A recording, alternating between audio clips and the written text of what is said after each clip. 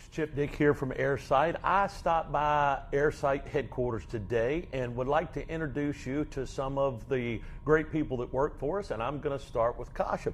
Kashif, if you don't mind, just introduce yourself and tell us a little bit about what you do here at AirSight. Sure, absolutely. First of all, welcome, Chip. So my name is Kashif Khan. I've been here at AirSight for about 2.5 years. I'm leading the department here, and two main focus areas that I'm leading here at AirSight is like product testing and validation and software development. So what we do in product testing and validation is we make sure that we're validating our sensors and hardware in real world situations and customer-like environments, not relying on vendor claims.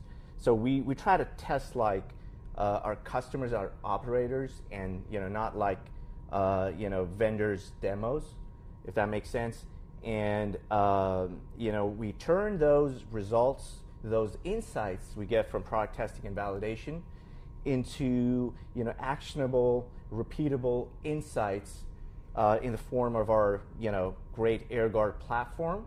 Mm-hmm. It's like a one-stop shop for our customers to realize those testings that we do out in the field into actionable insights and decisions, so that our customers can make confident decisions for their airspace security.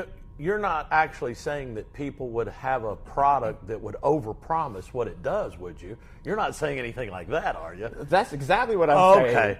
So, and I think you and I've talked a little bit about this before. I think we're going to do an in-depth video here for the channel to kind of go over the testing, kind of what the steps are that you go through, what you're looking for as far as performance of each sensor, how that's beneficial to us, and then again, how it's beneficial to that end user. But you also said the product development, obviously the sensors are our hardware side, but the product development is more on our software side. Tell us a little bit about that.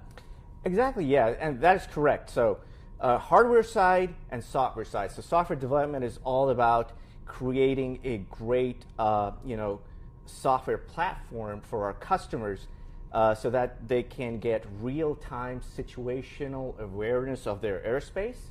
And that's important because at the end of the day, we want to create an experience for our customers so that they have actionable insights, real data off which they can make decisions of security, and that's at the end of the day important for us. That's why we have both sides, right? Hardware and software. And I love the difference. I love how you say actionable insights, because you're looking at it from that technical.